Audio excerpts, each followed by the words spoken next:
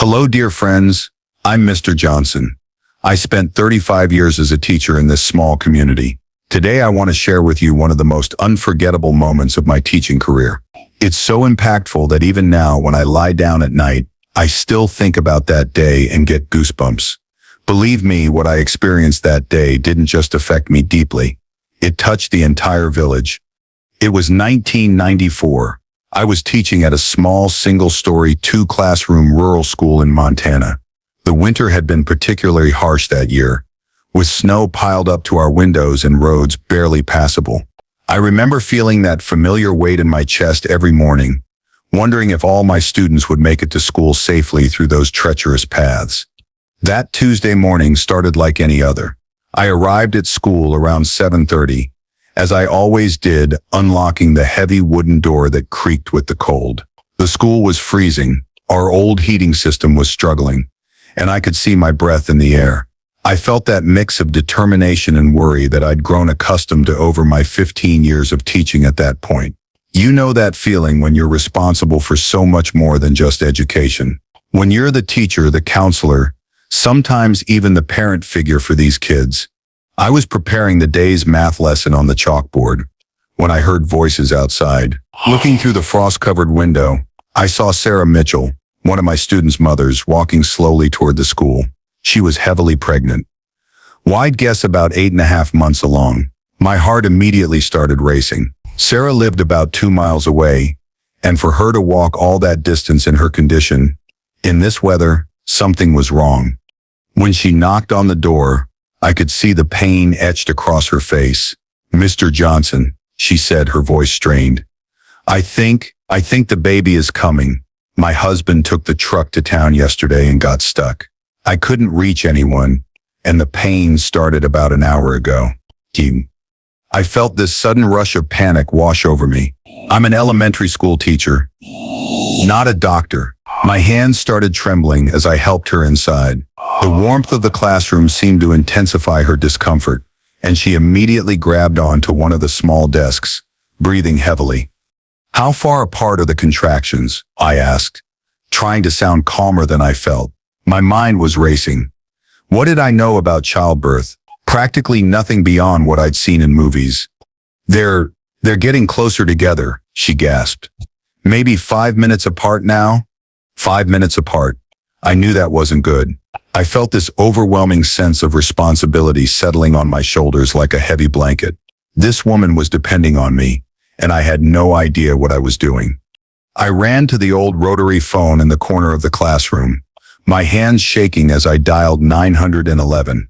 The connection was crackling with static. The phone lines were always unreliable during bad weather. 911, what's your emergency? "This is Hillview Elementary School," I said, trying to keep my voice steady. "I have a pregnant woman here who's in labor." "Oh, we need an ambulance immediately." "Oh, we need an ambulance immediately." The dispatcher's voice came through broken and distorted. "Sorry, roads are snow, at least hours." My heart sank. I felt this cold dread creeping up my spine. We were on our own. I hung up and turned back to Sarah, who was now gripping the edge of my desk, her knuckles white. The look in her eyes, it was a mixture of pain and fear that I'll never forget. At that moment, I felt something shift inside me. The panic was still there, but it was joined by this fierce determination. This woman needed help, and I was the only one here to provide it. "Sarah, listen to me," I said, Kneeling beside her.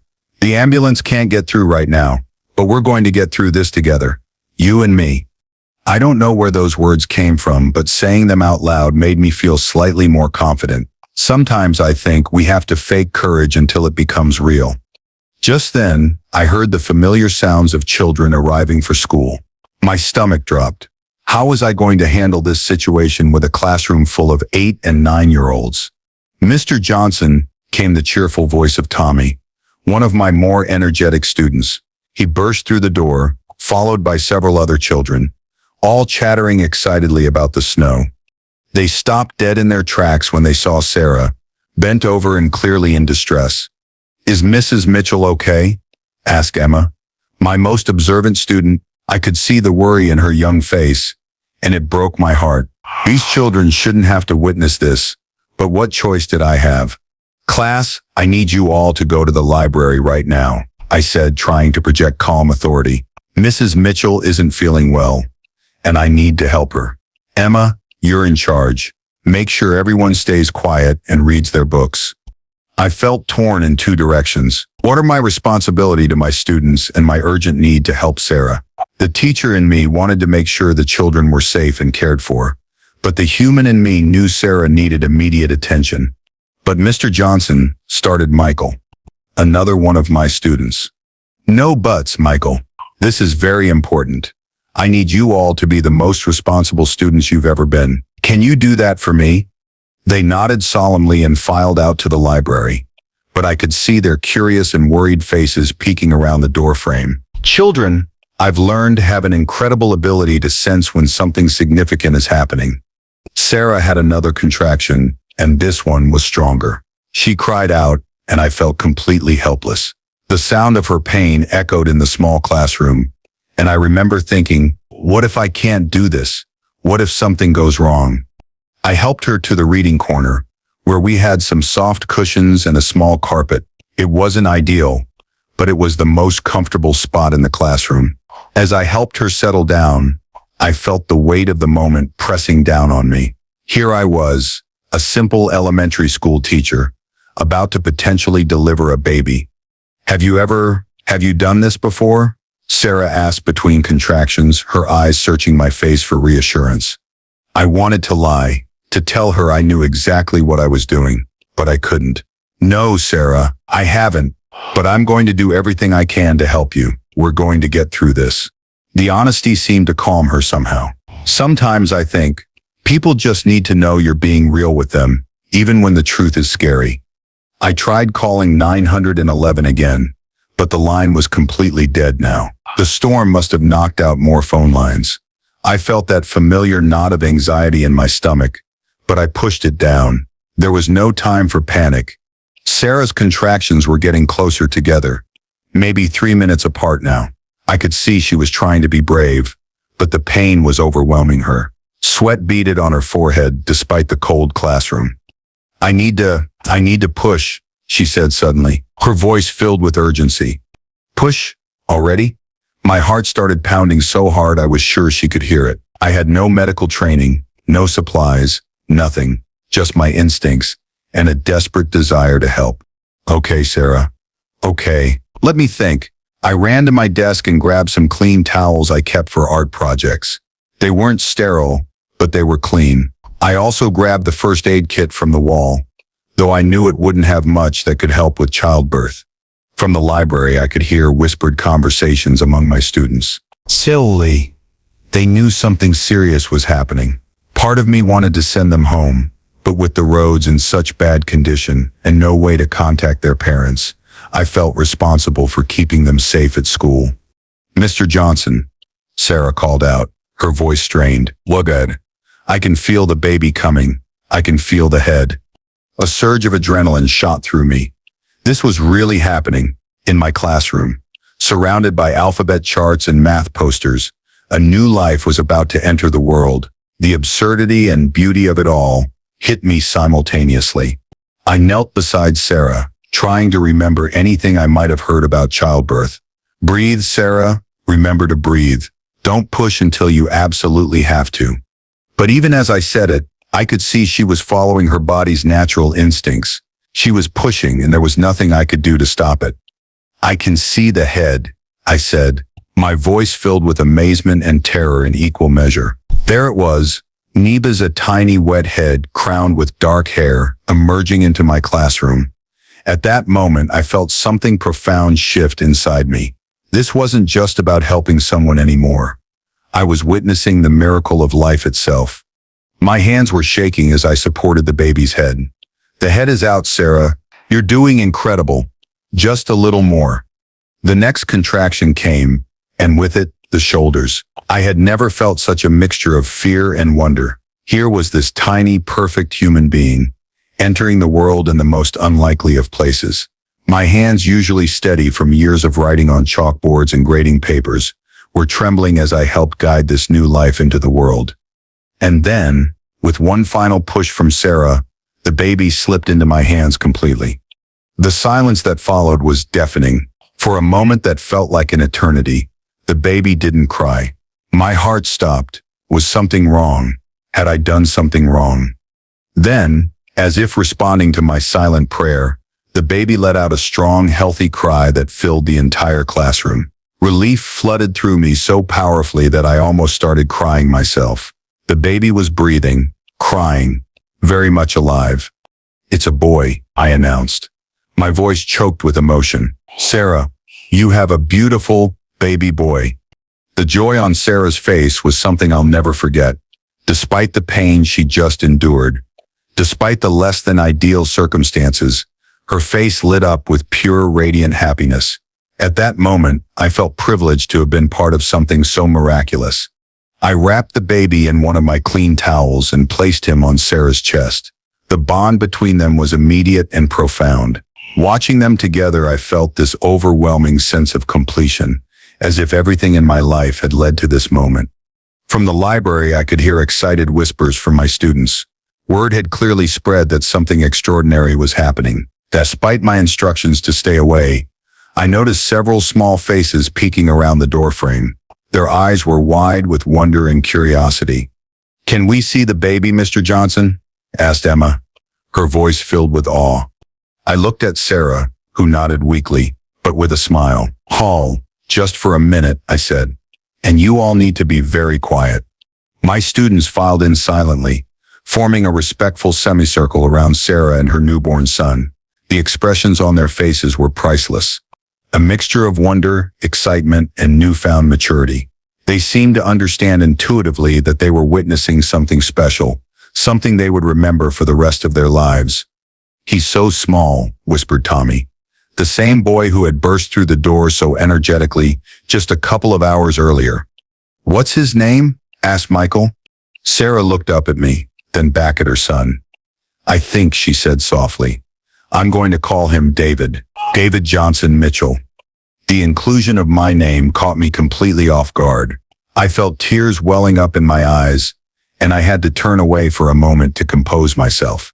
To think that I had played such a significant role in this child's birth, that his mother wanted to honor me by giving him my name. It was overwhelming. "Thank you, Mr. Johnson," Sarah said, her voice filled with gratitude. "I couldn't have done this without you." But the truth was, she had done all the real work. I had just been there, providing what support I could. Yet I felt changed by the experience, marked by it in some fundamental way. About an hour later, we finally heard the sound of vehicles outside. The road crews had cleared enough of the main road for the ambulance and Sarah's husband to get through. The EMTs were amazed to find mother and baby both healthy and stable. We were amazed to find mother and baby both healthy and stable. As they prepared to transport Sarah and David to the hospital, Sarah grabbed my hand. "Mr. Johnson, I want you to know that you saved us today. I'll never forget what you did." I squeezed her hand back, still hardly believing what we had all just experienced. "Sarah, you did all the hard work. I'm just glad I could be here." The students watched solemnly as the ambulance pulled away, little David safely in his mother's arms. The classroom felt strangely empty and quiet after all the excitement. For the rest of that day, we couldn't focus on regular lessons. How could we? The children were full of questions about what they had witnessed. Instead of math and reading, we talked about birth, about families, about helping others in times of need. It became one of the most meaningful teaching days of my career, even though I hadn't planned a single lesson. Word of the birth spread quickly through our small community. By evening, it seemed like everyone in town had heard about the baby who was born at Hillview Elementary. The local newspaper even ran a story about it, with a picture of me standing outside the school looking somewhat shell-shocked but smiling. The days that followed were filled with visitors, whole parents, community members, even people from neighboring towns who had heard the story. They all wanted to see the classroom where little David had been born, to shake my hand, to be part of the story somehow. I found myself struggling to process what had happened.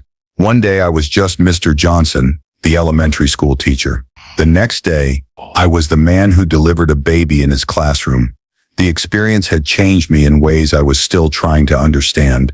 Sarah and David came home from the hospital, 3 days later, both healthy and thriving. She brought him by the school to show the students, and the joy on their faces was beautiful to see.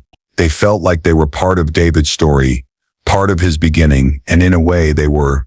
Over the following months, I stayed in touch with Sarah and her family. Watching David grow and develop was incredibly rewarding. Every milestone felt personal to me. His first smile, his first steps, his first words. I had been there at his very beginning, had literally helped bring him into the world, and that created a bond that I treasured. The years passed, as years do. I continued teaching, eventually moving to a larger school closer to town. I got married, had children of my own, and built a full life, but I never forgot about David, the baby born in my classroom. Occasionally, I would run into Sarah at the grocery store or the post office, and she would update me on how David was doing. He was a bright student, she would tell me, curious and kind, with a particular interest in helping others. When David was in high school, he wrote me a letter for a school project about influential people in his life. In it, he said that knowing the story of his birth had always made him feel special, like he was meant to do something meaningful with his life. He thanked me for being there for his mother, for helping him enter the world safely. Reading that letter, I felt that same overwhelming emotion I had experienced in the classroom all those years ago. This young man who I had held in my hands when he was just minutes old was growing into someone thoughtful and articulate. The pride I felt was almost parental. Time continued its relentless march forward. I taught for another 20 years after David's birth, touching the lives of hundreds of students. Each year brought its own joys and challenges, its own memorable moments, but nothing quite compared to that snowy Tuesday in 1994. When I finally announced my retirement, the community decided to throw a celebration. It was to be held in the high school gymnasium with former students, parents, colleagues, and community members, all invited to attend. As the date approached, I found myself both excited and nervous.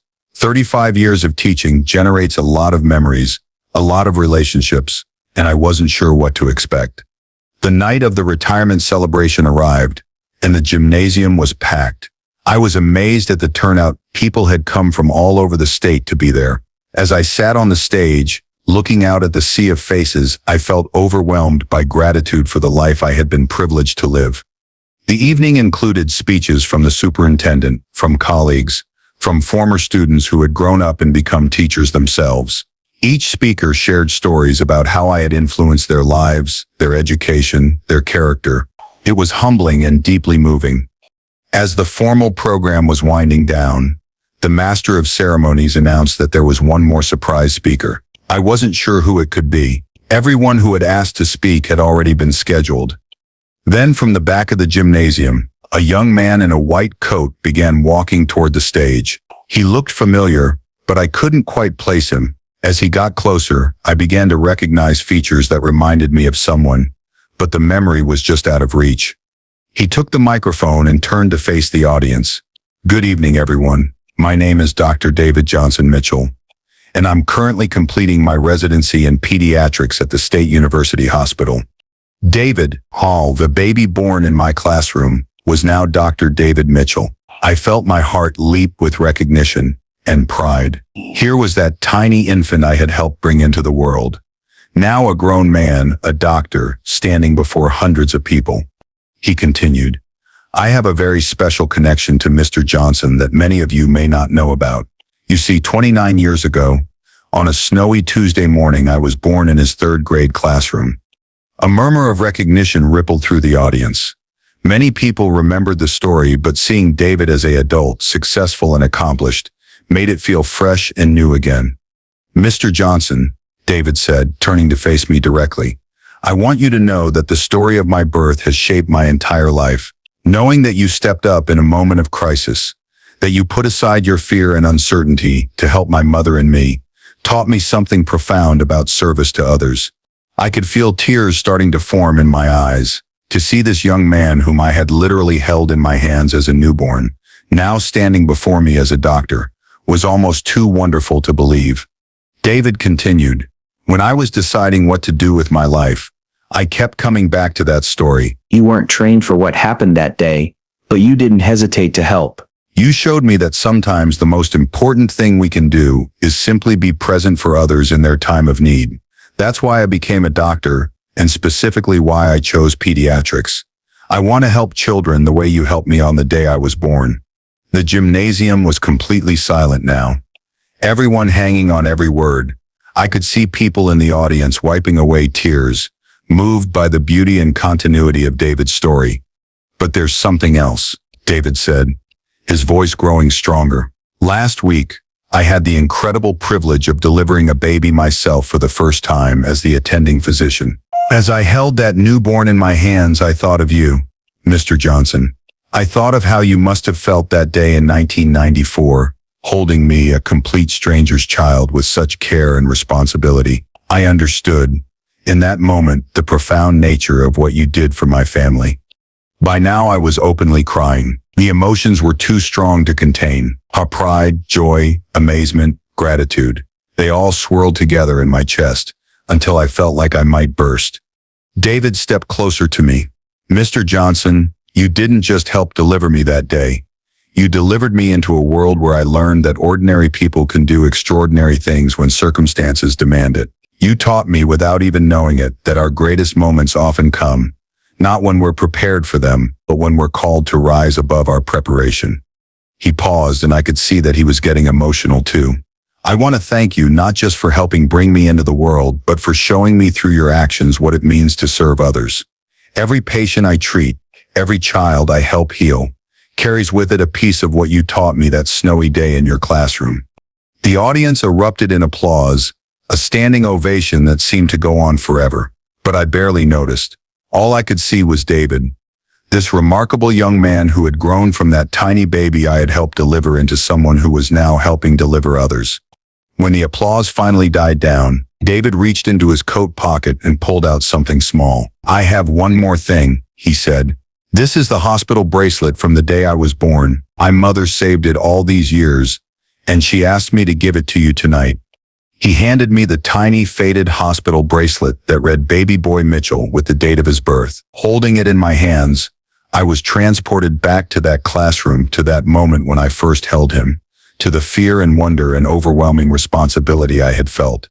Thank you, David, I managed to say, my voice thick with emotion. Thank you for becoming the man you are. Thank you for honoring what happened that day by dedicating your life to helping others. As David and I embraced on that stage, in front of hundreds of people, I felt the completion of a circle that had begun 29 years earlier. The baby I had helped bring into the world had grown up to become someone who brings others into the world, who heals and helps and serves. The rest of the evening passed in a blur of congratulations, handshakes, and more tears.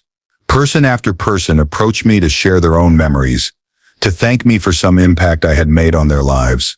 But through it all, my mind kept returning to David, to the miraculous journey from that scared teacher in a snowy classroom to this moment of recognition and completion.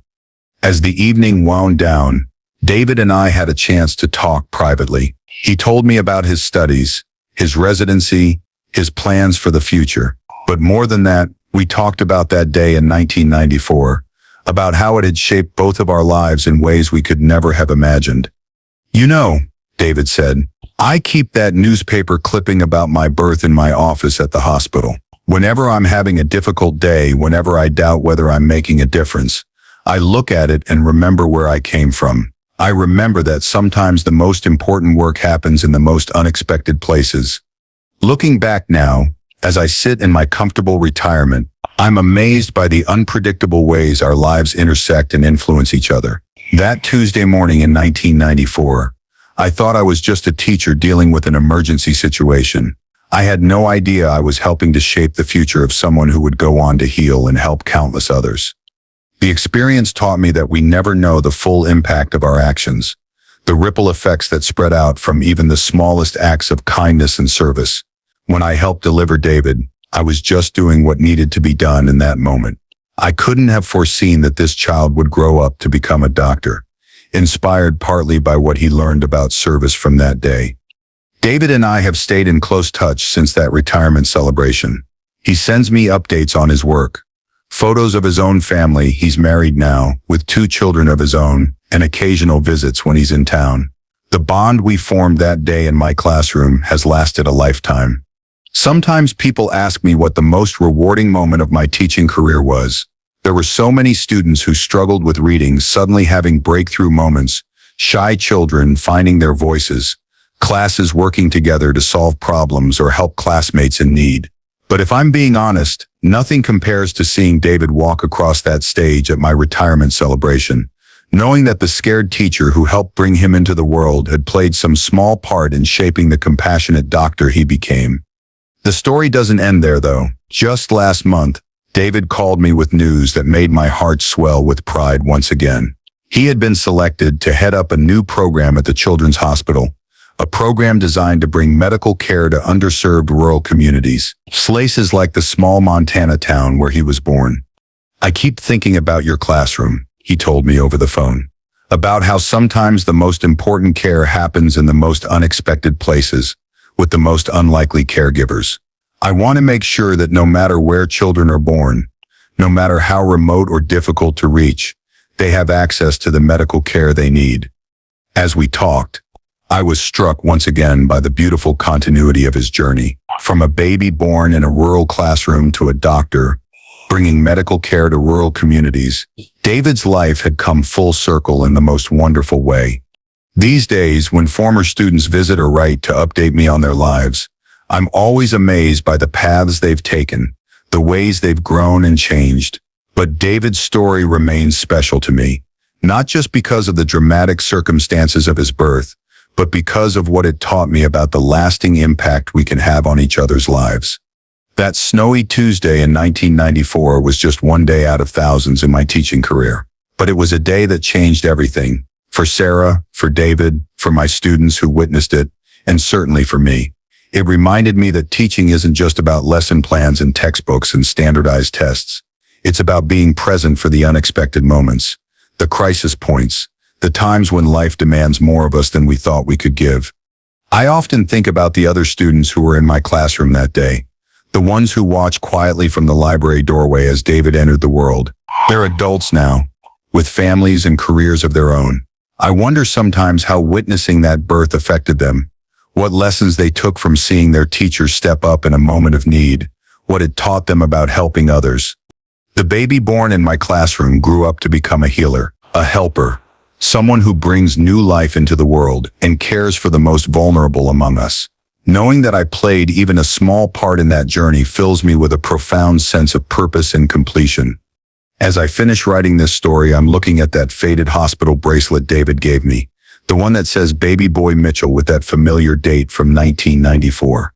It sits on my desk now, a reminder of one of the most extraordinary days of my life, and a symbol of the beautiful, unpredictable ways our lives can intersect and influence each other.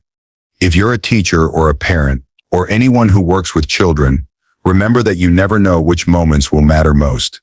The day you think is just another ordinary Tuesday might turn out to be the day that changes everything. Be present for those moments. Be ready to step up when life demands more of you than you thought you could give. The end of one story, but really, the beginning of so many others.